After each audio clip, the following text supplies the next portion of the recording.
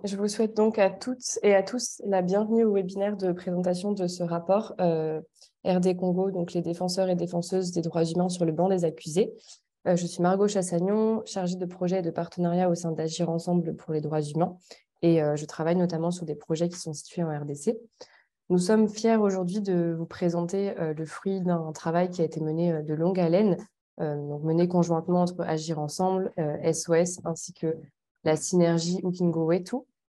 Et ce rapport, en fait, est né vraiment d'un constat, et notamment de l'expérience terrain des équipes du projet RISC. Donc, RISC signifie renforcer les initiatives pour secourir les défenseurs des droits humains en RDC.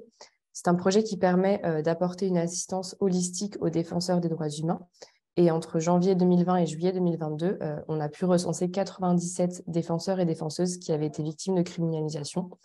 Donc, nous avons souhaité mettre en lumière ces mécanismes de criminalisation des défenseurs et des défenseuses des droits humains, qui passent notamment par des arrestations arbitraires et qui perpétuent les nombreuses violations des droits auxquels ils et elles sont confrontés. Donc, pendant ce webinaire, nous aurons la chance d'écouter les interventions de plusieurs experts et expertes sur ces questions. Je vais laisser en premier lieu la parole à Michel Forst, donc ancien rapporteur spécial des Nations Unies sur la situation des droits de l'homme et actuellement rapporteur spécial sur les défenseurs de l'environnement, pour nous présenter un petit peu son expertise sur la question de la criminalisation.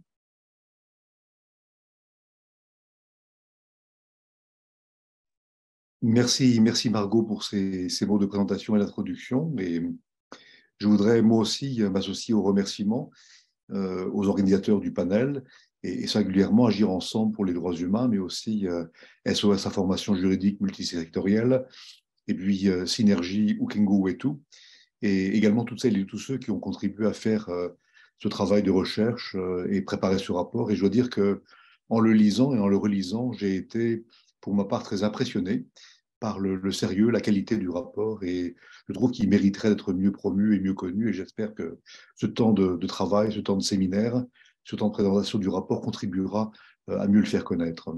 Je suis à l'heure actuelle à Genève pour participer au forum sur les entreprises des droits de l'homme, et il y a également des militants de RDC qui sont présents sur place, et je vais partager avec eux et avec d'autres ce rapport. Alors, vous le savez, j'ai beaucoup travaillé sur la RDC et avec des militants et militantes des droits humains depuis maintenant plus de 25 ans. Et je dois dire que depuis que je travaille avec les femmes défenseurs et les hommes défenseurs congolais, et maintenant aussi des plus jeunes défenseurs, je vois à quel point leur rôle est essentiel. Il est essentiel pour défendre les libertés fondamentales, mais aussi l'état de droit. Et je crois que c'est notre responsabilité à nous tous, aux Nations Unies, aux États, aux militants des organisations internationales et aux militants locaux aussi, de continuer à répéter et à marteler que il faut répéter ce message. Les défenseurs et défenseuses des droits humains jouent un rôle crucial en République démocratique du Congo, pays où malheureusement l'instabilité prévaut et où les conflits sont meurtriers. Alors les défenseurs et défenseuses sont indispensables, d'abord parce que c'est eux qui attirent l'attention de la communauté internationale et de la population congolaise sur les atteintes nombreuses aux droits fondamentaux commises dans le pays. Et ce sont elles et eux qui sensibilisent leurs concitoyens à la question de ces droits.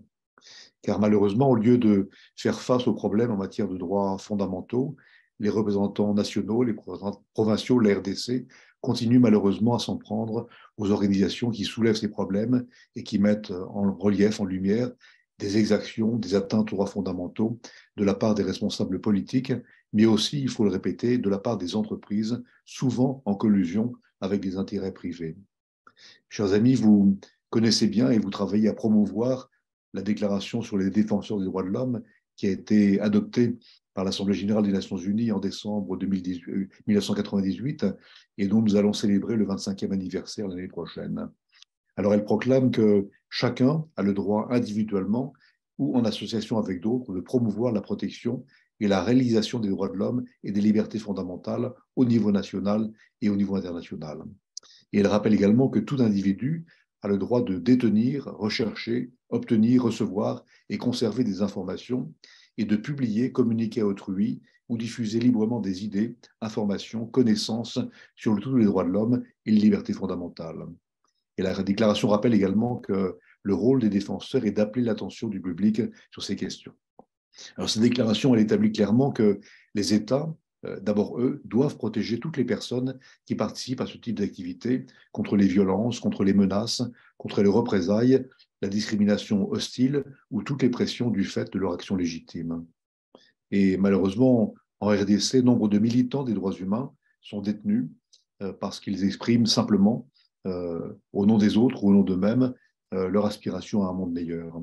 C'est une violation de leur droit à la liberté, un droit qui est protégé par le pacte international relatif aux droits civils et politiques et par la Déclaration universelle des droits de l'homme. Je sais également, et le rapport le montre bien, qu'en RDC, les défenseurs et défenseuses des droits humains, j'en suis aussi le témoin parce que j'ai vécu, sont confrontés à de maintes difficultés. Le comportement des agents des forces de l'ordre, il n'est ni professionnel ni impartial, il ne respecte pas toujours la loi en toutes circonstances. Les procès ne sont pas toujours équitables, le système pénal est en proie à l'ingérence politique, à la corruption, au manque de capacité et aussi à l'instabilité dans certaines régions du pays. Des responsables de l'État commettent aussi des violations des droits humains dans une impunité quasi totale. Mais ce qui est pour moi choquant, c'est de voir à quel point les défenseuses et défenseurs et la société civile en général sont criminalisés par les agents de l'État et par les médias qui jettent l'opprobre sur les défenseurs et défenseuses et sur leurs organisations. On vous assimile à des agents de l'étranger, on vous reproche d'être contre le progrès, contre le développement lorsque vous luttez contre l'accaparement des terres ou les industries extractives. On vous accuse d'être des agents de l'opposition lorsque vous demandez simplement le respect de la loi électorale. On réprime vos manifestations, on vous emprisonne, on vous condamne dans des procès inéquitables. Et voilà pourquoi la RDC figure bien en bas des classements mondiaux sur la gouvernance et l'état de droit, et elle continue d'être extrêmement fragilisée par des nominations à des positions gouvernementales clés sur la base d'une politique de favoritisme, le manque de contre-pouvoir et une corruption systémique et profondément enracinée. Ce qui m'apparaît, c'est que les manquements en matière de gouvernance entravent également la participation des citoyens au processus politique et leur accès à la prise de décision. Et la répression, la violence contre les opposants politiques, contre les défenseuses et défenseurs, contre les journalistes et contre les acteurs de la société civile sont hélas monnaie courante, en particulier pendant les périodes électorales. Et l'impunité pour celles et ceux qui commettent des violations des droits humains et les défaillances au sein du système judiciaire créent, de mon point de vue, un environnement d'insécurité et de stress intense pour les défenseuses et les défenseurs, pour qui obtenir justice est pratiquement une chose impossible. Il est également extrêmement dangereux pour les organisations de la société civile d'opérer compte tenu des menaces et des intimidations auxquelles elles font face. Et je rends particulièrement hommage à celles et à ceux qui ont le courage de le faire parce qu'il faut le répéter, il faut du courage, il faut de la détermination pour travailler dans un espace où les libertés sont à ce point dégradées et où le danger est quotidien pour certains militants des droits humains. Chers amis, pour nous, aux Nations Unies, la capacité d'action de la société civile repose sur 3 droits fondamentaux: la liberté d'association, le droit de réunion pacifique et le droit à la liberté d'expression. Et c'est ensemble que ces droits fondamentaux tracent les limites de l'espace civique au sein duquel la société civile peut opérer. Et lorsque l'un de ces droits est remis en cause, ou bien lorsque l'ensemble de ces 3 droits sont menacés, alors la capacité d'action de la société civile est sérieusement limitée. Et je conclurai en disant que c'est bien ce que démontre votre rapport. Il montre à quel point ces droits sont maintenant sérieusement remis en cause en RDC. Et encore une fois, je rends hommage aux auteurs du rapport qui nous renvoient à plein de piliers essentiels, dont les 2 piliers que je rappelle tout le temps, c'est que le premier des piliers, c'est que les droits de l'homme sont universels, indivisibles, interdépendants. Et le deuxième pilier, c'est que la meilleure façon de traiter les violations, c'est d'abord de les prévenir. Je vous souhaite un plein succès dans ce séminaire et je suis désolé de ne pouvoir continuer à être avec vous jusqu'à la fin. Sachez que je reste avec vous par la pensée et par l'esprit et je vous assure de mon plein soutien. Je vous remercie. Merci infiniment, Michel, pour ces mots, pour cette présentation à la fois des différents cadres juridiques, mais aussi des enjeux de la criminalisation en RDC. Et merci aussi pour vos mots d'encouragement. C'était très, très apprécié. Par rapport aux autres personnes qui vont intervenir dans ce webinaire, nous aurons donc la chance d'écouter également les interventions d'autres experts et expertes. Donc, tout d'abord, Nancy Maïcha, chargée de projet chez SOS IGM, mais également Jean-Luc Bahati, qui est officier de protection et point focal au sein de la SOUE. Et nous pourrons aussi apprécié le témoignage de deux défenseurs et défenseuses qui ont été victimes de criminalisation, Espoir et Nadia, tous deux du mouvement citoyen de la Lucha. Au niveau donc un peu plus technique, nos intervenants et intervenantes seront disponibles pour répondre à vos questions lors de la session qui sera dédiée à la fin de cette présentation. Donc nous vous encourageons chaleureusement à poser vos questions dans le chat. Ces questions seront ensuite collectées et transmises aux participants et participantes. Donc pour poser une question, il faut cliquer sur l'onglet questions et réponses Q&R dans la barre de contrôle de Zoom. Et pour des raisons de fluidité, les micros des personnes qui n'interviennent pas dans ce webinaire sont automatiquement coupés, donc, mais on peut communiquer ensemble via le chat. Et je vous propose donc de continuer dès maintenant en laissant la place à Madame Nancy Maïcha, chargée de projet donc, au sein de SOS IGM, pour une courte présentation du contexte en RDC et voir ensemble quel est le bilan qui peut être fait sur les plans politiques, sécuritaires, humanitaires et des droits humains. Et ceci sera ensuite suivi du témoignage du défenseur et activiste non violent de la Lucha Espoir, grâce à une vidéo qui a été enregistrée à cette occasion. Donc, je vous laisse la parole, Nancy. Merci. Merci beaucoup, Margot. Je vais devoir brosser sur le contexte de la RDC. Quel bilan peut-on faire après l'investiture du président de la République, Félix Tshisekedi, sur le plan politique, sécuritaire, humanitaire et de droits humains?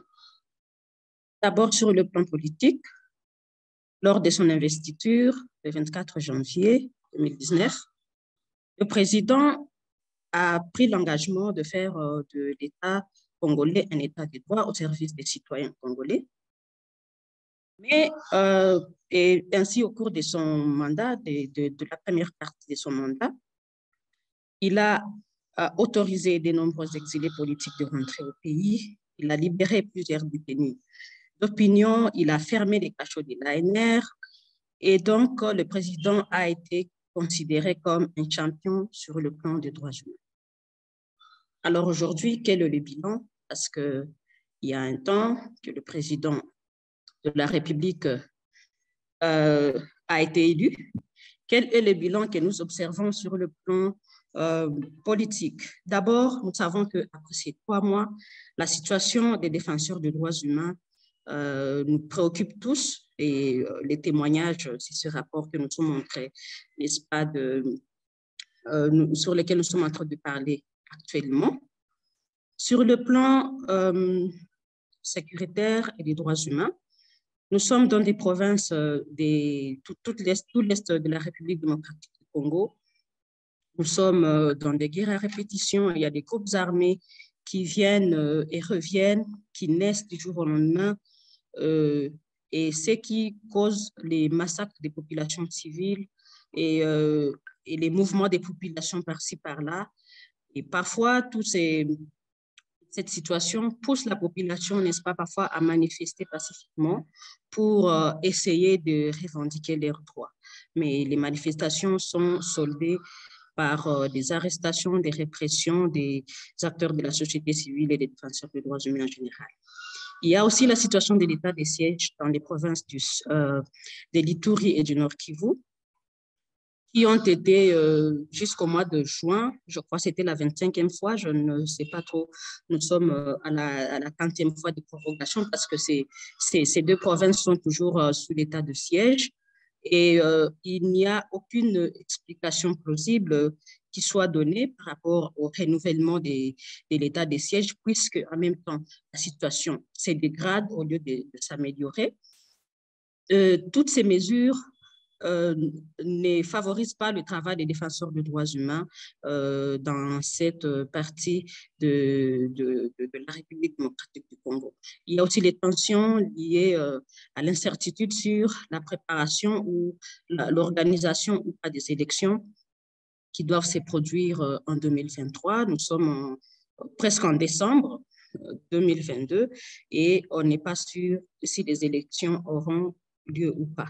Sur le plan humanitaire, il y a donc des mouvements de population causés soit par les crises sanitaires, soit par le volcan, des catastrophes naturelles.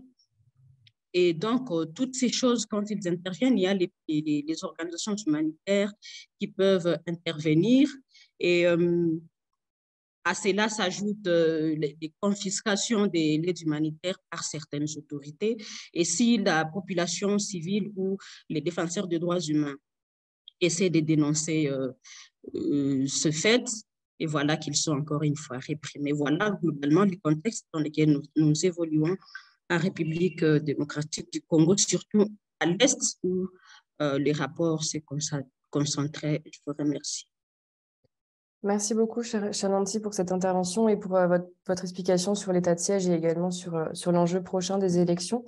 Je vous propose maintenant de visionner un premier témoignage du défenseur et activiste non-violent Espoir.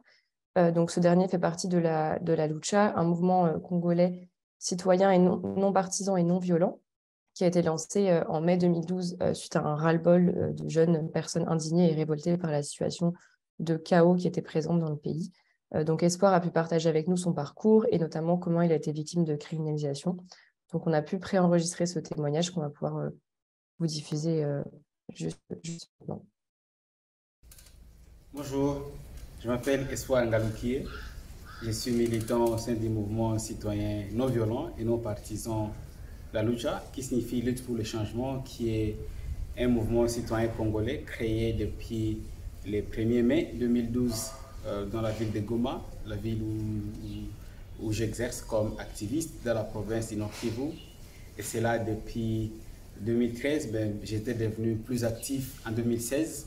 Et depuis 2016, j'ai été arrêté à plusieurs reprises, une vingtaine de fois. Il y a eu des camarades qui étaient arrêtés une quarantaine de fois, une trentaine de fois, et d'autres qui étaient condamnés, qui ont déjà un casier judiciaire rempli. Malheureusement, il y a eu d'autres qui ont été tués, d'autres qui ont perdu certaines parties de leur corps, il y a d'autres qui ont perdu des dents, qui ont perdu les yeux, qui ont perdu un œil, d'autres qui ont perdu une jambe, et surtout la plus précieuse, la plus importante des choses qui soit perdue, c'est la vie. Et ces combats ont fait face à plusieurs difficultés, que ce soit dans notre pays ou même dans notre province. Parce que la province du Nord Kivu, elle est dirigée depuis le mois de mai 2021 par les militaires. Parce qu'on vit dans un état il y a l'état de siège, ça veut dire que ce sont les autorités militaires qui dirigent, c'est la justice militaire qui juge même les civils, et tout est contrôlé par les militaires. Il y a même des droits pour lesquels nous ne pouvons plus jouir. C'est notamment les droits de nous manifester, les droits de nous exprimer librement, de contester, les droits d'être exigeants envers les dirigeants, parce que notre mission en tant que Lucha, c'est d'une part de rendre les citoyens exigeants envers eux-mêmes et exigeants envers ceux-là qui ont le pouvoir, et de l'autre part, c'est de rendre les dirigeants redevables envers la population, parce que ce sont ces deux piliers-là qui sont des piliers majeurs pour atteindre la gouvernance qui est la clé du développement dans notre pays. Et l'état de siège est venu juste après l'état d'urgence sanitaire de la pandémie de Covid-19. Pendant l'état d'urgence sanitaire, on nous avait même privé les droits de manifester, surtout quand il s'agissait de manifestations qui sont contre les décisions des autorités ou qui poussent les autorités à être redevables envers la population. Parce que quand il s'agissait d'organiser des meetings ou même des manifestations pour soutenir les autorités, ces manifestations, elles n'ont jamais été réprimées. Mais quand il s'agissait de nos manifestations pour contester certaines décisions des autorités, nous avons toujours été réprimés. Et ce sont là les grands dangers auxquels nous faisons face dans notre pays. C'est notamment les arrestations, les différentes tortures dont nous sommes victimes, et aussi les autorités utilisent beaucoup plus la justice, la police, et également plusieurs intimidations, que ce soit des intimidations verbales ou même des intimidations en présentiel, des intimidations physiques, et aussi ils intimident même nos employeurs. Je me rappelle, j'ai travaillé à une radio et malheureusement, on m'a radié à cette radio parce qu'on me disait que j'étais militant de la Lucha, et les militants de la Lucha, je ne sais pas depuis quand, il est interdit à un militant de travailler ou même de travailler à un organe de presse. Mais j'avais juste dit, ils sont du mauvais côté de l'histoire. Et en 2021, il y a eu l'éruption du volcan Nyiragongo. Cela a poussé plusieurs organisations, que ce soit nationales, internationales, et même des entreprises, à donner, à apporter de l'aide aux déplacés. Il y a eu plusieurs détournements que nous avions dénoncés, notamment dans les territoires de Rutshuru. Il y a eu plusieurs détournements de l'aide qui était apportée aux déplacés. Après notre dénonciation, il y a eu des arrestations. Un peu plus tard, il y a eu certains qui étaient libérés, d'autres qui étaient condamnés par la justice pour détournement. Sur Twitter et même sur Facebook, nous avions dénoncé les détournements d'une partie de l'aide par la fondation Denise Nyakeru Tshisekedi, qui est l'épouse du président de la République.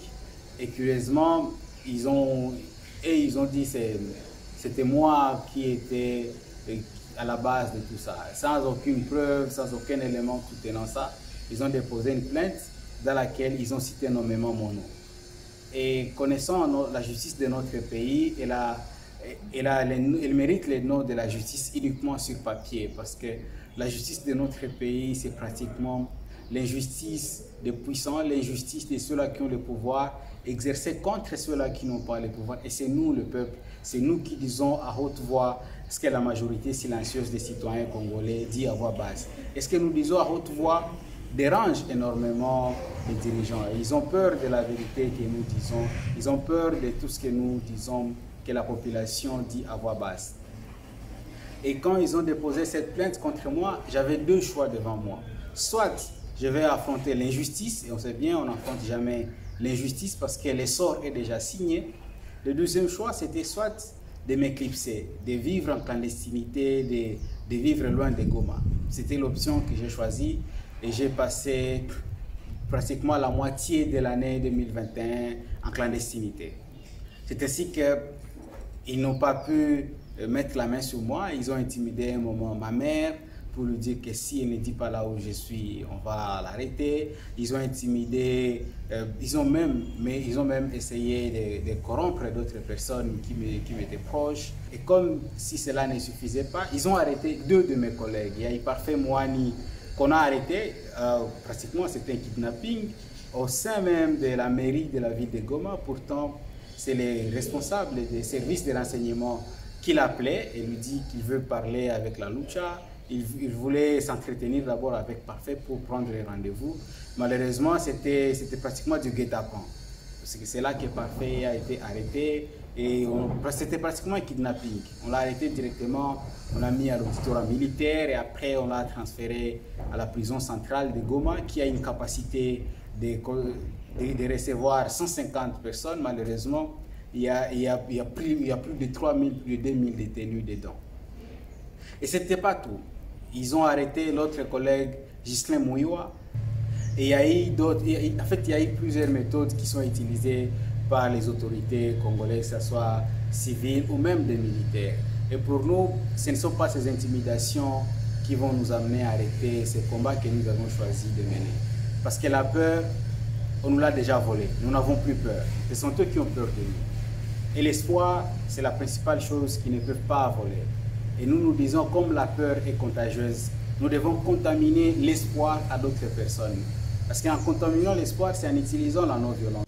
C'est en étant soutenu également et accompagné par d'autres organisations de la société civile, comme la SOUE, comme SOS Ogine et comme également Agir Ensemble pour les droits humains. C'est un combat qui ne va pas s'arrêter pour le moment. On a essayé la violence dans notre pays et n'a produit aucun résultat. Nous sommes le fruit de la violence. Nous sommes nés dans la guerre.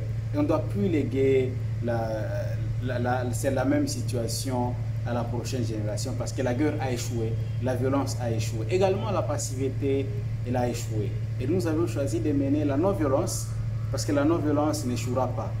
Et c'est un combat, on va arriver au résultat escompté. C'est un bateau que chacun monte dedans et ensemble, nous allons élever notre pays. Merci beaucoup.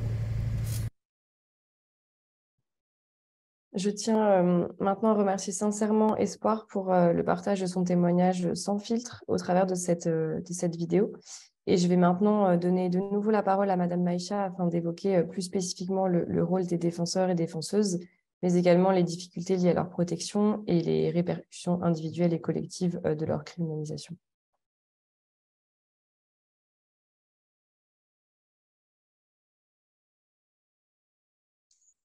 Merci beaucoup pour la parole, Madame Margot. Nous allons parler de la criminalisation des défenseurs des droits humains. Je remercie d'abord Espoir, parce que c'est un exemple vivant de la criminalisation des défenseurs en République démocratique du Congo. Il a d'ailleurs cité d'autres défenseurs, ses collègues de la LUTA. Et c'est vraiment des cas qui sont légion et donc c'est presque la vie quotidienne de tous les jours des défenseurs congolais. Par exemple, en février 2021, toujours au Nord Kivu, il y a des militants de Chola Raïa qui ont été arrêtés. Il y en a 3 qui ont été arrêtés par les autorités congolaises pour avoir critiqué la mauvaise gestion des structures locales de santé et ont été libérés le 30 septembre 2022. Veuillez imaginer, février 2021, septembre 2022, juste pour avoir donné un point de vue qui n'arrangeait pas les autorités. Le 18 décembre 2025, autres activistes de la lucha ont été mis aux arrêts par la police parce qu'ils ont organisé une manifestation pour demander la paix et la sécurité au Nord Kivu. Ils ont encore été détenus pendant 4 jours au cachot du parquet des grandes instances et ils ont en plus été transférés à la prison centrale de Goma où ils ont passé 10 jours et puis finalement, ils ont été relâchés le 21 janvier 2021. Alors, la criminalisation, c'est quoi? Parce qu'on parle de la criminalisation des défenseurs des droits humains. Il s'agit ici d'utilisation des cadres juridiques, des stratégies et d'actions politico-judiciaires dans l'intention d'appliquer un traitement d'illégitimité ou d'illégalité à la défense, à la promotion et à la protection des droits humains. Ça veut dire que les personnes qui criminalisent, ils utilisent la loi qui existe. Par exemple, on dit dénonciation calomnieuse, je ne sais pas. Donc, ils trouvent toujours des mots, mais ces mots, ce sont des mots qui sont vraiment tirés de la loi pour essayer un peu, n'est-ce pas, de criminaliser des défenseurs des droits humains. Et si on en parlait de manière chiffrée, par rapport, par exemple, aux libérations sous caution des défenseurs qui ont été criminalisés, notre rapport démontre, par exemple, 34% des défenseurs qui ont été libérés sous caution lorsqu'ils ont fait la demande pour la première fois, ça veut dire sans beaucoup d'assistance, on leur fixe la caution. 34% des défenseurs ont bénéficié de la libération sous caution. Il y a par contre 2% des défenseurs qui ont été libérés sous caution, mais après avoir beaucoup insisté, après plusieurs demandes. Il y a 44% des défenseurs dont la demande de libération sous caution a été rejetée. Et il y a aussi 20% des défenseurs dont nous n'avons pas pu avoir d'informations par rapport à leur sort de demande de libération sous caution. Par rapport à l'issue des poursuites judiciaires, nous avons remarqué qu'il y avait 3%, non, excusez, il y avait 67% des défenseurs qui ont été acquittés. Ça veut dire que la procédure a commencé du début jusqu'à la fin, mais à la fin, le tribunal se rend compte que le défenseur des droits humains n'est finalement pas coupable et ils sont acquittés. Ça, c'est 67%, contre seulement 16% qui ont été condamnés. Nous avons 3 affaires qui étaient encore en cours pendant la sortie de ce rapport et puis 14% de, n'est-ce pas, des cas dont on n'a pas vraiment connu le sort final. Alors, quel est le rôle des défenseurs des droits humains et les difficultés de leur protection dans le contexte que nous avons évoqué finalement? D'abord, les défenseurs des droits humains, parce qu'il faut le rappeler, selon les Nations Unies, c'est toute personne individuellement ou en association avec d'autres qui œuvrent pour la promotion ou la protection des droits de l'homme de manière pacifique. Alors, les droits que ces défenseurs des droits humains défendent sont des droits universels, inaliénables, indivisibles et considérés comme fondamentaux dans un état de droit et dans une démocratie. Ces droits sont énoncés dans différents textes nationaux et internationaux, notamment nationaux, j'allais dire, par exemple, notre Constitution et différents édits. Internationaux, par exemple, la Déclaration universelle des droits de l'homme, le Pacte international des droits civils. Alors, le travail des défenseurs, parfois, affecte leurs conditions psychologiques, et parfois psychosociales, surtout quand ils sont criminalisés. L'exemple que nous a donné Espoir, où il est obligé, par exemple, de faire profil bas, de se cacher pendant une demi-année, et d'autres font plus, et d'autres fuient carrément pour toujours, pour ne plus rentrer. Sont des exemples vraiment frappants, traumatisants. Et donc, ces DDH sont traumatisés, parfois humiliés. D'autres ont la crainte de la solitude, de l'exclusion, et puis parfois le sentiment de rejet et de méfiance, parce que certaines familles ne comprennent pas, n'est-ce pas, leurs actions. Ce n'est pas toutes les familles qui comprennent le militantisme de certains défenseurs des droits humains. Et parfois, ces personnes sont mises à l'écart. Et souvent aussi, la criminalisation de défenseurs des droits humains a conduit à une détention. Il y a des conséquences économiques, des conséquences sociales qui aussi s'observent.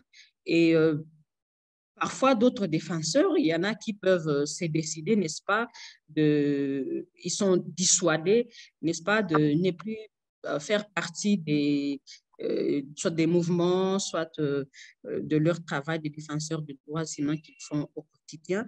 Et donc, ce sont là les effets néfastes de la criminalisation des défenseurs de droits humains sur eux-mêmes. Et comme par exemple chez nous, la durée moyenne de la détention d'un défenseur, pour les cas que nous avons assistés, la moyenne est de 73 jours de détention. Et il faut savoir dans quelles conditions sont détenus, dans quelles conditions sont détenus ces défenseurs. C'est vraiment pénible. Et parfois, certains, quand ils ont goûté à la prison ou à cette détention, en tout cas, c'est compliqué. Hein. Bien sûr que pour nombreux, c'est inné, ils poursuivent leur travail, et pour d'autres, c'est un moyen efficace de dissuasion pour finalement que les défenseurs puissent changer sa position par rapport au travail des défenseurs des droits humains. Donc, il y a 44%, comme je l'ai dit, CEO des défenseurs qui voient leur demande de libération sous caution rejetée. Ça veut dire que vous êtes déjà détenu. Il y a les autres qui bénéficient de libération sous caution. Et vous proposez la caution. En tout cas, on la rejette. Il y en a 44%. C'est tout simplement parce qu'il y a une cause plus grande derrière cette arrestation et qui fait à ce qu'on n'accorde pas la libération sous caution à ces défenseurs de droits humains. Et donc, pour être bref, les conditions de la criminalisation des défenseurs des droits humains, c'est un moyen, en tout cas, je peux dire, de pression qui fait à ce que les défenseurs des droits humains en République démocratique du Congo, pour certains, en tout cas, puissent abandonner leur travail. J'ai dit et je vous remercie. Merci beaucoup, chère Nancy, pour cette présentation et ces explications sur les conséquences économiques, sociales, psychologiques, mais aussi familiales de la criminalisation. Je vous rappelle simplement aux participants et participantes que vous pouvez poser vos questions via l'outil Q&R de Zoom. Et je vous propose maintenant de visionner le témoignage d'une femme défenseuse et activiste non violente de la lucha, Nadia, qui est engagée depuis de nombreuses années dans la défense des droits humains aux côtés de ses collègues du mouvement citoyen. À travers ce témoignage, donc, Nadia explique notamment les difficultés rencontrées, principalement en tant que femme, notamment face à l'arbitraire des autorités.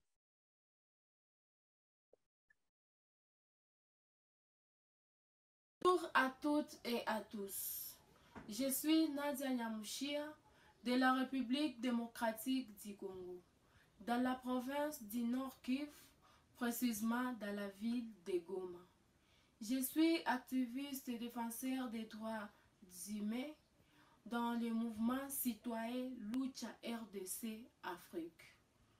La Lucha RDC Afrique, c'est un mouvement citoyen qui est non violent, non partisan et indépendant, qui lutte pour les changements et toute forme des antivaleurs dans la société.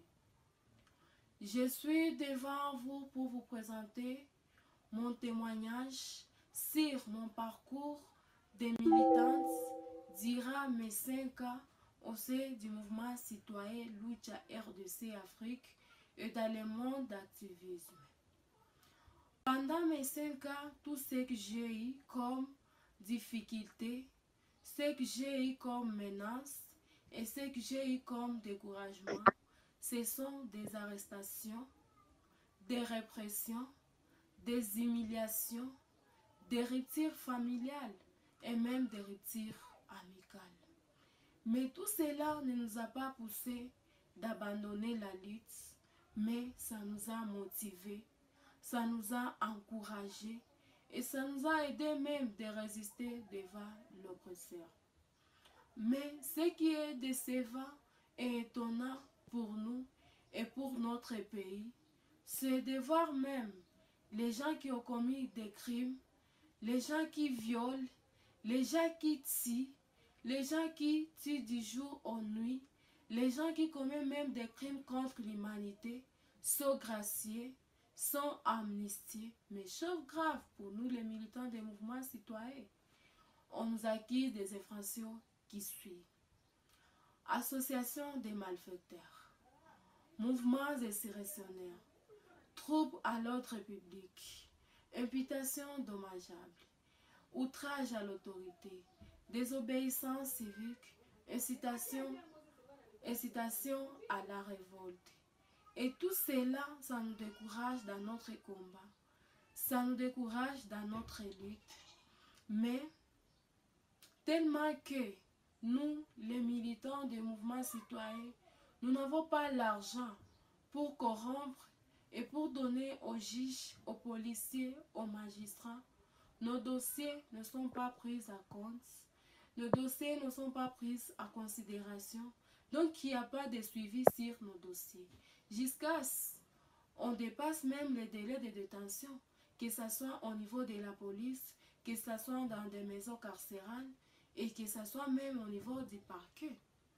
Et tout cela nous a beaucoup frustrés et ça nous indigne un peu de voir même la qualification de nos dossiers et le traitement de nos dossiers même ne respectent pas la procédure, ne respectent pas la loi et ne respectent pas même les droits de l'homme. Et tout cela, ça nous décourage dans les combats que nous menons. Donc, il n'y a pas même des prisons qui sont spécifiées pour les défenseurs des droits humains. On mélange même les gens qui ont tué, les gens qui violent, les gens qui violent dans des mêmes cellules. Donc, il n'y a pas de prisons qui sont appropriées pour des défenseurs des droits de l'homme. Et nous, en tant que femmes, quand on nous mélange avec de tels gens, et quand on nous mélange même avec des hommes, des cellules là où il n'y a pas la propriété, des cellules là où on ne respecte pas les droits humains, nous sommes exposés à plusieurs maladies. Et tout cela ont de l'impact négatif sur notre vie future. Parce que nous, en tant que femmes, quand on nous met dans des cellules là où l'hygiène n'est pas vraiment respectée, nous sommes exposés à de telles maladies. On risque même d'avoir des infections. Et ces infections-là peuvent avoir un impact négatif dans notre vie. On risque même de ne pas avoir des enfants dans nos foyers.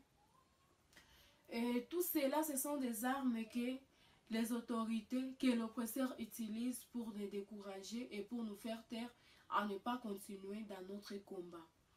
Des fois, on nous fait des injures publiques, on nous appelle des putes, on nous appelle des corrompus, on nous appelle des shindikana. Et ici, chez nous, quand on t'appelle shindikana, toi, une femme, vraiment, c'est un peu difficile pour nous, et comme nous sommes africains, d'avoir même un homme qui peut te prendre même en mariage parce que tu n'as pas une bonne réputation. Parce que ici, chez nous, les hommes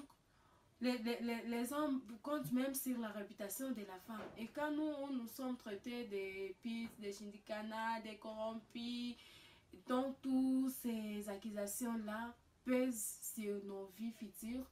Et tout cela, moi, je trouve que ce sont des armes que nos autorités utilisent un peu pour nous faire taire, de ne pas continuer dans notre combat. Mais quant à cela, vraiment, nous sommes motivés et nous sommes engagés dans les combats citoyens. Mais pour chuter, ce que je peux recommander aux activistes, c'est rester toujours soudés, rester toujours déterminés et se documenter et surtout solliciter des séances de renforcement des capacités et des formations afin d'avoir des connaissances sur la matière des droits humains, sur la démocratie et sur la bonne gouvernance. Je peux aussi recommander aux autorités politico-administratives de bien faire respecter la loi, surtout dans la protection et l'encadrement des manifestants. Et ce que je peux aussi recommander au pouvoir judiciaire, c'est bien interpréter la loi quant aux infractions des militants, de faire respecter les délais de détention et de faire respecter les traitements des détenus dans des milieux carcérales. Je dis et je vous remercie. Je tiens à remercier sincèrement Nadia pour le partage de son expérience en tant que militante face aux stratégies des autorités pour faire taire ces mouvements citoyens. On pourra revenir sur ce sujet-là lors du temps de questions-réponses, puisque Nadia est aussi présente pour répondre à vos questions, donc n'hésitez pas. Et je vais, pour finir, laisser la parole à Jean-Luc Bahati, assistant chargé de projet pour la SOUE au Nord Kivu et point focal, afin d'analyser les mécanismes spécifiques de cette criminalisation à laquelle font face les DDH en RDC, mais également les recommandations que nous avons souhaité adresser notamment aux autorités congolaises. Alors, merci beaucoup, Margot. Le député Alice Siwako, un député provincial d'Étoile de Beni au Nord Kivu, s'interrogeait. S'ils sont capables de nous museler sans conséquence, imaginez ce qu'il en est pour les citoyens ordinaires qui nous ont élus pour que nous puissions faire entendre leur voix et leurs doléances. Ça, c'est une question que se pose tout un député. Il s'est dit, s'ils sont en mesure de museler les députés sans qu'il y ait des conséquences, quelle serait la suite vis-à-vis des populations qui ont élu ces députés?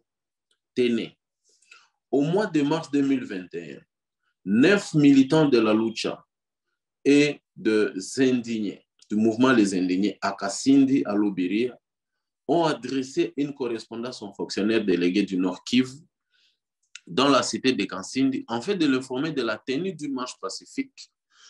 3 jours plus tard, alors qu'ils protestaient, les 9 défenseurs ont été brutalement arrêtés par un major de la police qui a détruit leur mégaphone, saisi leur drapeau, au motif de violation de l'ordre public. Ils ont été détenus 23 jours à la prison centrale avant d'être acquittés. Alors, l'insécurité qui a été donnée au motif de la criminalisation des défenseurs des droits de l'homme. Les autorités militaires ont été dotées dans le cadre de l'état de siège du pouvoir de perquisitionner les domiciles de jour comme de nuit. Vous allez vous rappeler, Madame Nancy est revenue sur l'état de siège qui a été proclamé sur la province du Nord Kivu et de l'Ituri suite à l'insécurité dans ces provinces. Et vous allez voir que l'insécurité a été retenue comme une cause de criminalisation des défenseurs des droits de l'homme dans le fait qu'on a donné le pouvoir aux militaires de perquisitionner les maisons de tous citoyens la nuit comme le jour. Interdire des publications, interdire des réunions considérées comme des menaces à l'ordre public. Imaginez, on prétend déjà qu'une réunion peut être considérée comme une menace. Pourtant, le droit des réunions est garanti par la Constitution. Restreindre les déplacements des citoyens, arrêter quiconque pour perturbation d'ordre public. Et connaissant nos éléments de l'ordre, ils en ont abusé, ils sont allés au-delà.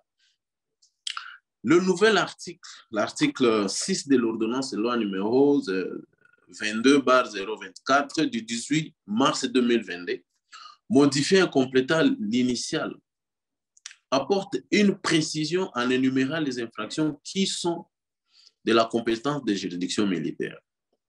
Cette modification est intervenue après 307 jours.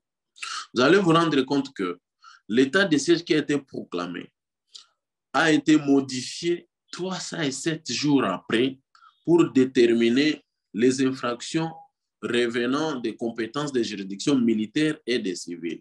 Parce que pendant l'état de siège, les civils étaient, ou restent d'ailleurs jusqu'à aujourd'hui, jugés par des juridictions militaires. L'article 6 est venu donner un tout petit peu d'éclaircissement. Ceci après 307 jours de protestation des défenseurs des droits de l'homme qui dénonçaient l'amateurisme de certains magistrats militaires dans la gestion de certaines affaires, ce qui a influé sur le traitement et l'issue des dossiers judiciaires des défenseurs des droits humains. Et nous allons nous rappeler tous ensemble qu'un état d'urgence sanitaire a justifié la répression contre les défenseurs des droits de l'homme. On se rappelle tous que le 24 mars 2020, par ordonnance, le chef de l'État a décrété un état d'urgence sanitaire jusqu'à la déclaration de sa levée qui est intervenue, je crois, 6 fois après sa prolongation. Cependant, même après cette date, des mesures strictes étaient encore en vigueur telles que l'interdiction de marche pacifique. Vous vous rendez compte que l'état sanitaire a justifié l'interdiction de marche, l'état de siège a justifié l'interdiction de marche et de réunions, des cérémonies festives et des réunions et de plus de 10 personnes. Or, dans le cadre des régimes d'exception garantis par la Constitution, l'état d'urgence ou l'état de siège, le gouvernement n'a le droit de limiter les droits et libertés fondamentaux des Congolais qu'après que la Cour constitutionnelle ait déclaré ces mesures conformes à la Constitution, après justement un contrôle constitutionnel. Il s'agit là d'une banalisation des atteintes aux libertés publiques et à l'état de droit. C'est que normalement, si le gouvernement restreint les libertés, normalement la Cour constitutionnelle doit examiner la légalité de ces restrictions et la nécessité. Pour ce faire, nous avons énuméré quelques recommandations et ces recommandations sont réparties de cette manière. Il y a des recommandations adressées aux autorités nationales et des recommandations adressées aux différents partenaires. Aux autorités nationales, nous leur demandons de respecter l'exercice des libertés publiques tel qu'inscrit dans la Constitution de la RDC du 18 février 2006, tel que modifié à ce jour, et notamment les droits à la liberté d'association défenseurs des droits de l'homme en autorisant et en encadrant leurs activités. Organiser des élections civiles libres, régulières et transparentes, respectant les délais inscrits dans la Constitution. Normalement, notre gouvernement devait régulièrement respecter les délais tels que prescrits dans notre Constitution.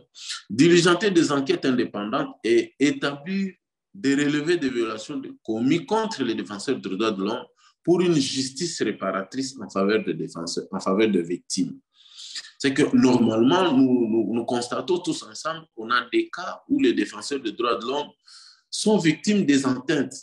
Et malgré les dénonciations, il n'y a pas des enquêtes qui sont diligentées. Il y a des défenseurs qui sont tués, d'autres qui sont victimes sur leur intégrité physique, mais il n'y a pas des enquêtes qui sont diligentées. Nous demandons au gouvernement ou aux autorités nationales d'élaborer une politique nationale en faveur des défenseurs des droits humains, surtout en accélérant le vote de la loi portant protection des défenseurs des droits humains et assurer son application effective, parce qu'il ne suffit pas seulement d'accélérer le vote ou de voter, il faut également s'impliquer dans son application. Aux partenaires internationaux de la RDC, aux institutions internationales et aux États tiers et aux corps diplomatiques présents en RDC, nous demandons d'assumer un positionnement clair sur le respect du travail des défenseurs des droits de l'homme et promouvoir l'application des normes internationales relatives à la protection des droits humains en RDC. C'est que prenez position déjà, chers partenaires, chères missions diplomatiques, chers États tiers, sur la question des défenseurs des droits humains en RDC. Répondre rapidement et efficacement aux violations des droits humains par la publication des documents de plaidoyer adressés aux autorités nationales ainsi que par un dialogue politique avec celles-ci. Accompagner et renforcer les capacités des ONG et des organisations de la société civile nationale ainsi que les défenseurs en matière de protection et de plaidoyer dans le respect de l'agenda 20.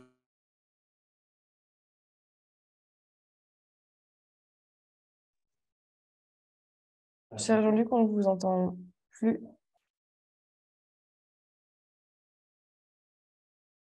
Je pense que le son a sauté, la connexion a peut-être sauté. Peut-être essayer de vous reconnecter.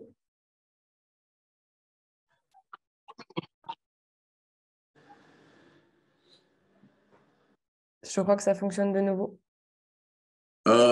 C'est bon. Je disais, j'étais au niveau de plaider pour le renforcement de la transparence des autorités étatiques et notamment des autorités militaires et policières. Cela dit, je vous remercie. Merci beaucoup pour cette présentation qui n'a pas été trop coupée, heureusement, et pour cette explication sur les différents mécanismes législatifs qui sont utilisés par les autorités congolaises pour museler les voix qui sont dissidentes et qui osent s'opposer. Je tiens plus globalement à remercier chaleureusement nos intervenants et intervenantes pour cet échange qui fut extrêmement riche et intéressant, mais aussi les participants et participantes à ce webinaire qui, je suis sûre, ont suivi assidûment les présentations qui ont été réalisées. Si ce n'est pas déjà fait, je vous propose de consulter le rapport sur notre site internet, mais également de diffuser largement auprès de vos contacts. Et n'hésitez pas à nous contacter si vous avez besoin de plus d'informations ou pour continuer cette discussion également. On reste disponible. Et si certains journalistes sont présents, ils peuvent également nous contacter pour des interviews. Je vous propose maintenant de passer au temps de questions-réponses. Vous pouvez toujours écrire vos remarques et questions dans le chat que nous allons ensuite adresser aux intervenants et intervenantes qui sont présents. Et les questions qui n'auraient pas trouvé de réponse seront répondues dans le compte-rendu du webinaire. Donc voilà. J'ai déjà quelques questions qui ont été adressées au préalable. Donc peut-être une première question pour Jean-Luc ou Nancy, selon celui qui veut prendre la parole, celle ou celui qui veut prendre la parole. La question était la suivante. Que faire face à ces détentions illégales de plusieurs DDH, même s'ils sont libérés après? La personne disait, je sais qu'au niveau national, c'est pratiquement impossible, mais au niveau international, est-ce qu'il y aurait des actions qui peuvent être utilisées pour améliorer cette situation? La question a également été écrite dans le chat. Peut-être, Jean-Luc, si vous souhaitez répondre là-dessus, en premier lieu. Oui, merci beaucoup, cher Margot, pour la question et merci beaucoup au participant qui a soulevé sa question. C'est que normalement, face à ces détentions illégales, on ne devait pas rester silencieux.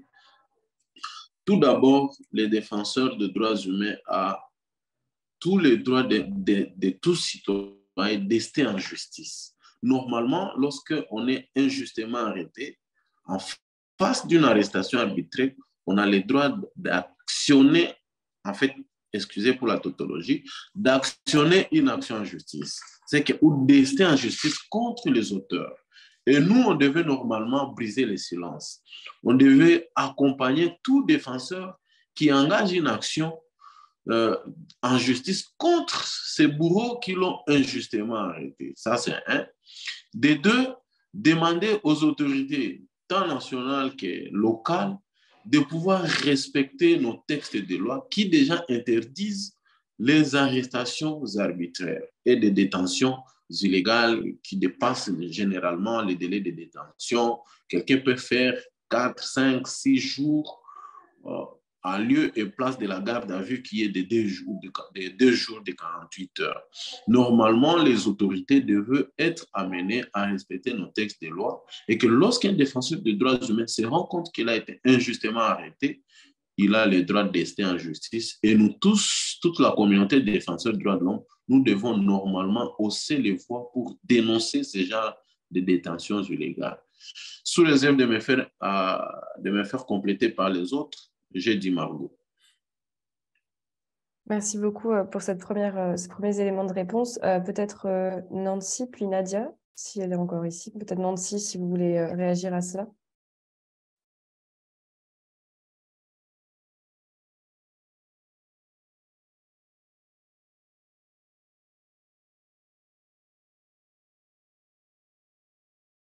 Je ne sais pas si vous m'avez bien capté, Nancy. J'espère que la connexion fonctionne encore bien. Sinon, on peut passer à la question suivante en attendant. Peut-être une des questions qui a été posée par les participants dans le chat portait sur les restrictions de l'espace civique en RDC, en disant qu'elles étaient préoccupantes. Et la question était, la société civile congolaise a-t-elle la liberté et l'indépendance pour agir et dénoncer ces abus ? Quelles sont les actions concrètes menées par cette dernière en vue de promouvoir l'état de droit et la protection des DDH dans tout le pays ? Peut-être, Jean-Luc, si vous avez un premier élément de réponse. Comme Nancy, je ne sais pas si... S'il vous plaît, Margot, vous pouvez revenir sur la question. Oui, elle a été également écrite dans le chat. La question est la suivante. La société congolaise a-t-elle la liberté et l'indépendance pour agir et dénoncer les abus qui sont faits ?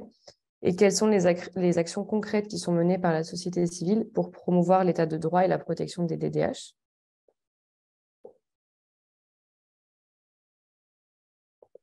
Merci beaucoup, Margot. Je viens de voir la question sur le chat. C'est que la société civile a-t-elle la liberté et l'indépendance pour agir et dénoncer ces abus? C'est tout simplement ce que nous sommes en train de faire ici. C'est que la société civile a effectivement l'indépendance pour agir et dénoncer. Le grand défi, c'est maintenant les représailles contre les défenseurs des droits humains ou les acteurs de la société civile qui dénoncent ou qui agissent contre toutes ces restrictions. Et ici, il est maintenant l'occasion pour nous tous de pouvoir prendre conscience vis-à-vis de la dénonciation que nous faisons. Du moment que la société civile est appelée à dénoncer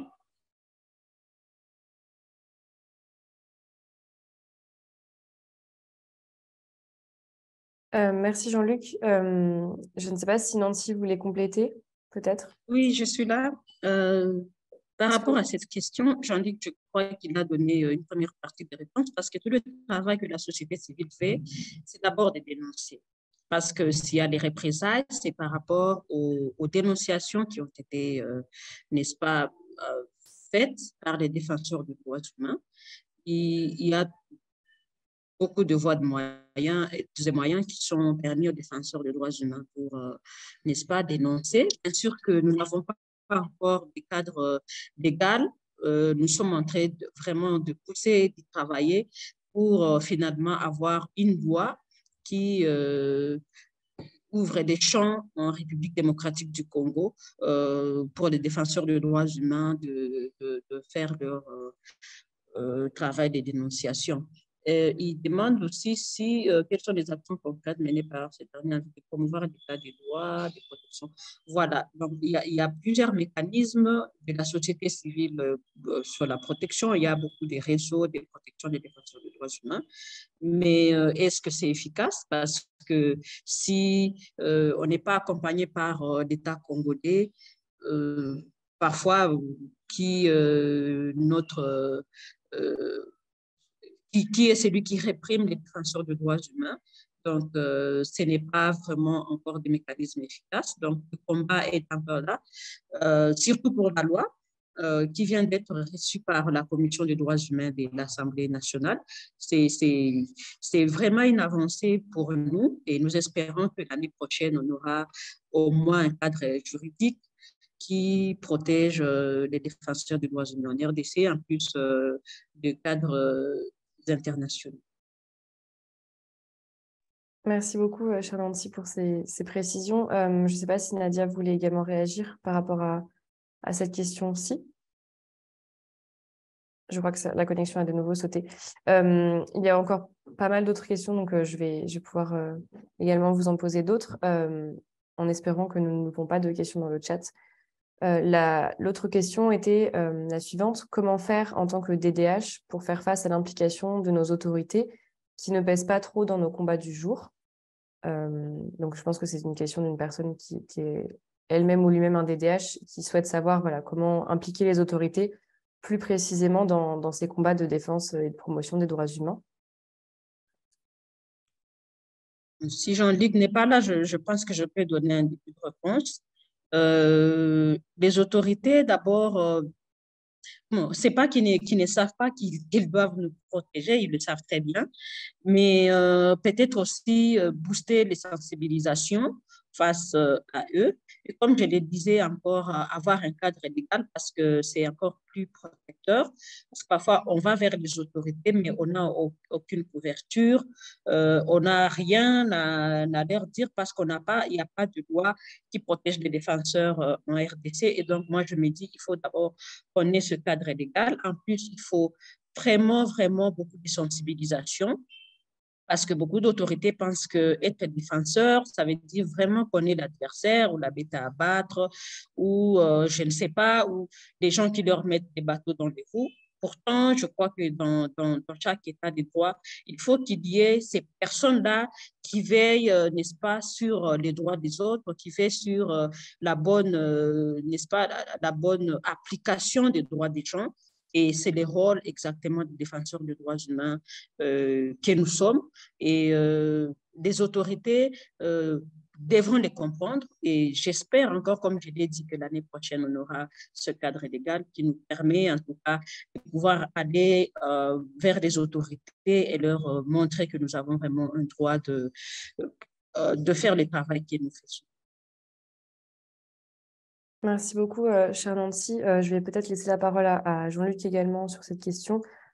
Simplement pour rebondir sur la question du cadre légal, peut-être présenter rapidement l'intérêt d'avoir des édits provinciaux également, puisque je ne sais pas si toutes les personnes qui sont dans ce webinaire ont connaissance de ces textes, mais peut-être Jean-Luc pourrait nous en dire également un peu plus là-dessus.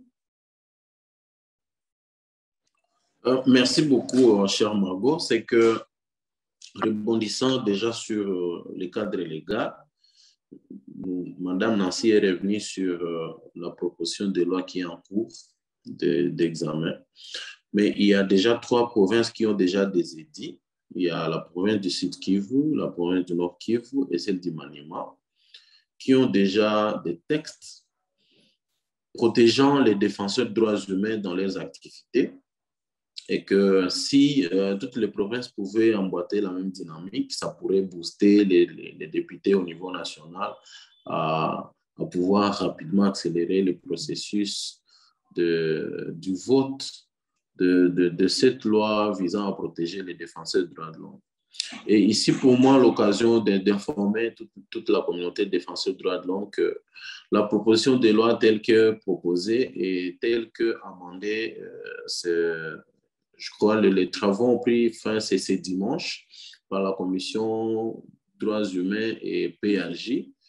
Les articles tels que maintenus au sein de cette proposition concourent évidemment à la protection des défenseurs des droits de l'homme et pourront contribuer à ce que les défenseurs des droits de l'homme puissent œuvrer en toute quiétude mais également responsabilise celui-ci à pouvoir assumer certains de ses actes.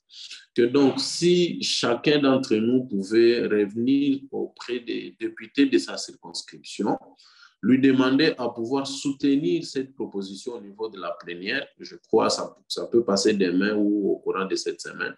Mais le débat, le combat est que la proposition passe déjà dans la session de demain. Si chacun d'entre nous, on va voir si ça a été retenu, mais si chacun d'entre nous pouvait revenir auprès des députés de sa circonscription, un député national, si tu connais un député, tu lui dis, cher député, merci de soutenir la proposition de loi portant protection des défenseurs des droits de l'homme, et que si nous avons cette loi, certainement, ça va beaucoup contribuer à l'amélioration des conditions de travail des défenseurs des droits de l'homme. Merci, cher Margot. Merci beaucoup. Pour rebondir sur cette question de la loi, on a une question qui est directement reliée à cela. Pourriez-vous nous donner des précisions sur le contenu de la loi et sa mise en application? Peut-être que ce serait important de préciser également. Alors, avec moi la proposition telle qu'elle est modifiée, je peux peut-être revenir sur des...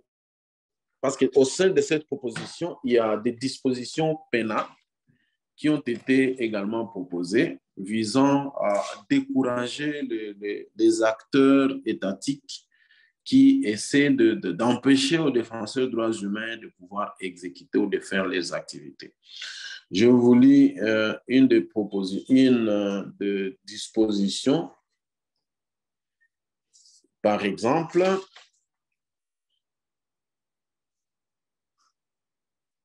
alors, une des propositions est punie d'une peine de servitude pénale principale de 3 ans à 5 ans et d'une amende de 5 millions à 10 millions de francs congolais.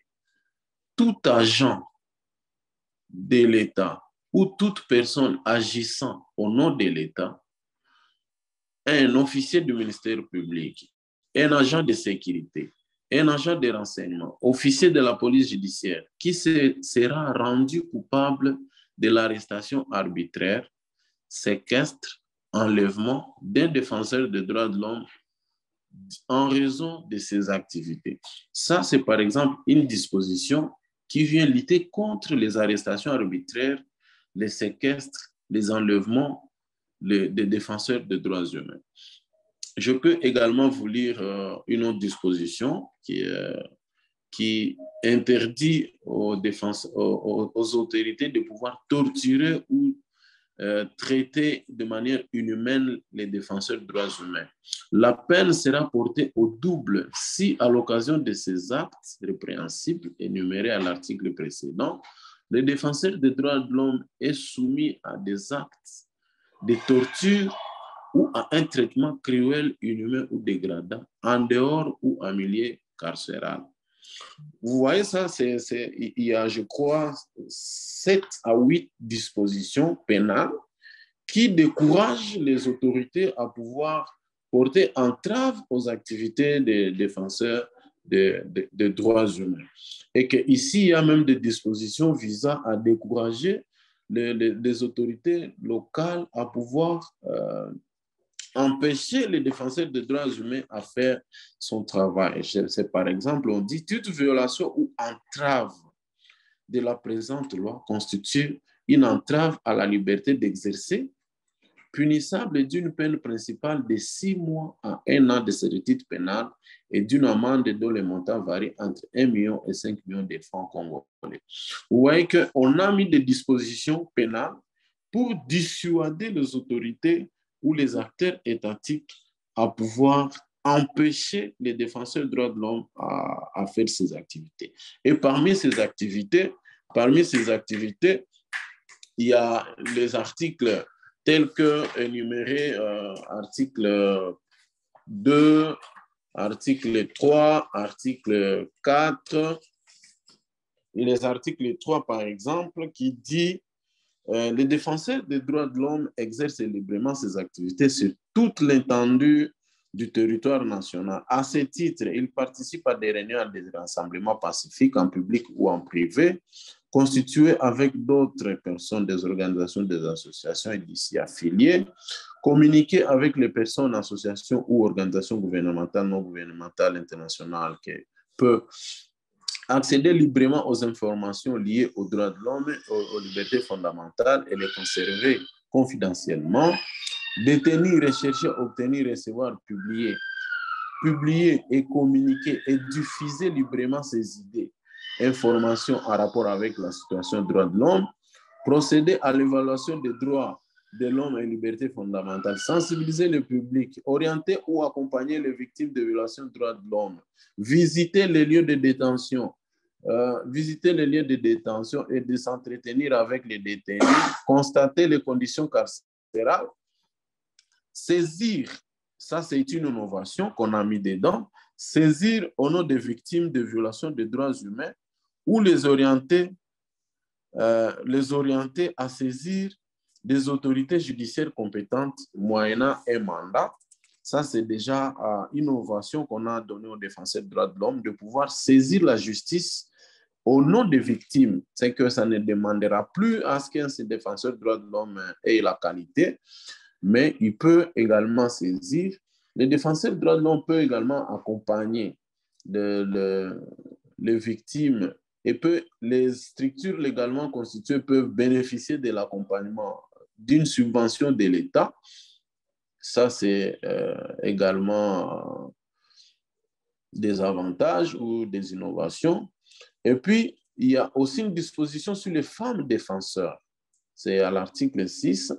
Toute femme défenseur des droits de l'homme bénéficie d'une protection contre toutes sortes de menaces, de violences ou de toute forme de discrimination liée à son genre conformément aux instruments juridiques internationaux nationaux relatifs à la protection des droits de la femme.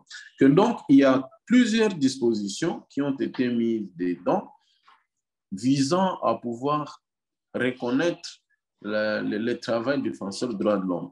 Le défi, le souci reste à ce qu'on a également mis des dispositions qui responsabilisent les défenseurs des droits de l'homme des actes qu'ils commettent en dehors des textes légaux. C'est que des actes qui rentrent dans le coup des infractions des droits communs ou dans le coup de violation de cette loi ici.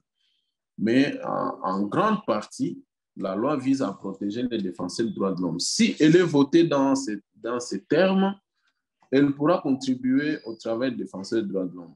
Un autre élément ou une innovation, c'est qu'on reconnaît ici le travail des défenseurs des droits de l'homme qui ne sont pas membres des organisations légalement constituées. Que donc, on le dit clairement dans les textes que les défenseurs des droits de l'homme qui ne sont pas membres des organisations exercent aussi le travail défenseur des droits de l'homme en République démocratique du Congo.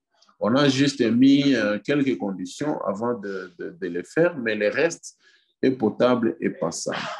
Merci beaucoup, Jean-Luc, pour ces précisions et cette lecture du texte de loi qui pourra également être partagée pour sa bonne compréhension. Je vais essayer de poser d'autres questions parce qu'il y en a beaucoup qui ont été posées. Je pense qu'on ne pourra pas répondre à tout cela. Mais une question importante également porte sur la coordination nationale ou régionale. Donc, est-ce qu'il y aurait une coordination nationale ou régionale des défenseurs et défenseuses des droits humains? Est-ce que ceci existe? Peut-être laisser la parole à Madame Nancy, si elle le souhaite, pour rebondir là-dessus.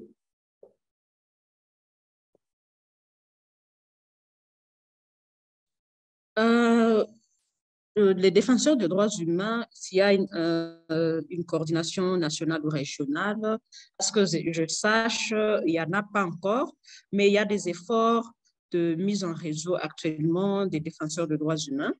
Il y a plusieurs réseaux constitués. Bien sûr que la reconnaissance ou la protection, le travail de protection des défenseurs des droits humains n'est pas vraiment un travail qui a commencé longtemps. Et donc, c'est un processus. D'abord, la mise en réseau. Il n'y a pas des réseaux partout, par exemple, dans toutes les provinces de la République. République.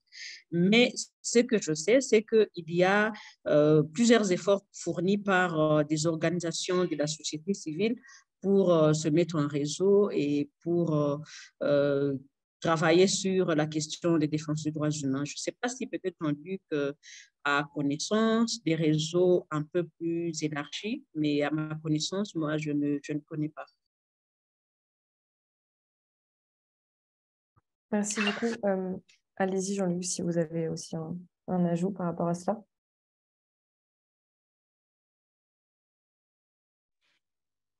Je crois que c'est très bon ce que dit Madame Lassi. Il n'y a pas une coordination à part les structures telles que société civile connue, la coordination nationale ou provinciale des sociétés civiles. Mais en termes de défenseurs des droits humains, il n'y a pas de coordination nationale. C'est plutôt ce que dit Madame Nancy, des réseaux qui sont en train d'être installés et également accompagnés par le projet RISC. Merci. Merci beaucoup. Il y a malheureusement beaucoup trop de questions. On ne pourra pas répondre à tout cela. Peut-être une dernière ou avant-dernière, qui est une question double. La question porte sur les différents mécanismes internationaux. Comment les saisir et peut-on commencer à citer directement certains cas d'arrestation illégale auprès des mécanismes internationaux? Et également une question par rapport à un exemple de mécanisme. Est-ce que de votre côté, vous avez déjà saisi, par exemple, la Cour africaine des droits de l'homme et des peuples par rapport à ces cas d'arrestation illégale et arbitraire? Peut-être Jean-Luc puis Nancy, si ça vous convient comme ça.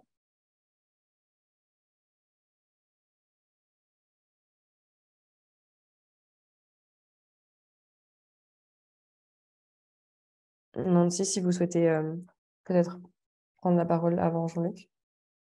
Oui, il a parlé des mécanismes, différents mécanismes, notamment l'examen périodique universel. Peut-on citer certains? Oui, bien sûr, il y a des mécanismes internationaux, mais comme vous le savez, pour la plupart de mécanismes internationaux, pour qu'ils soient saisis, il faut avoir, n'est-ce pas, épuisé les voies des recours internes. Et ce n'est pas toujours évident chez nous.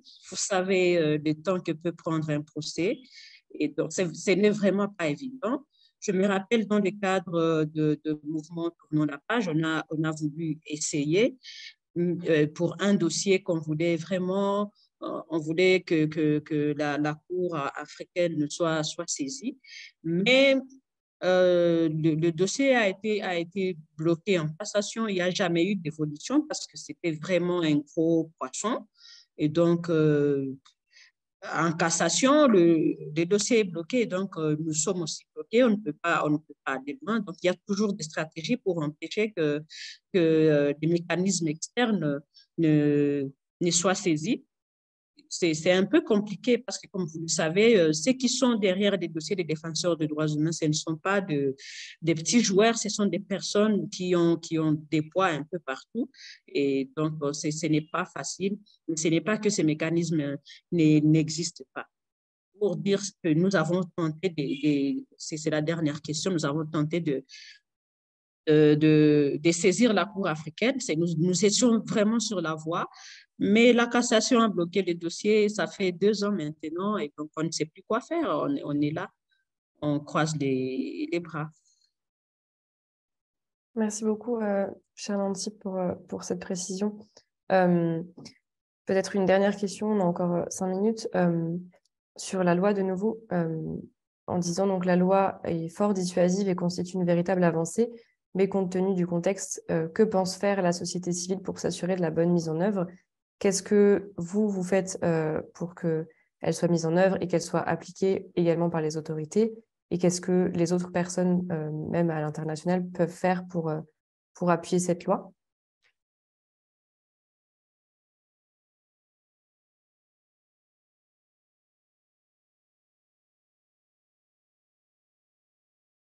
Est-ce que vous avez pu saisir ma question, chère Nancy?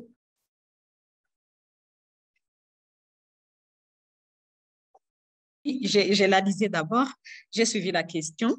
C'est vrai, c'est, comment on dit, c'est un challenge, parce que, par exemple, nous avons des édits au niveau provincial, mais pour que une autorité judiciaire vous la reconnaisse, parfois, ce n'est toujours pas aisé.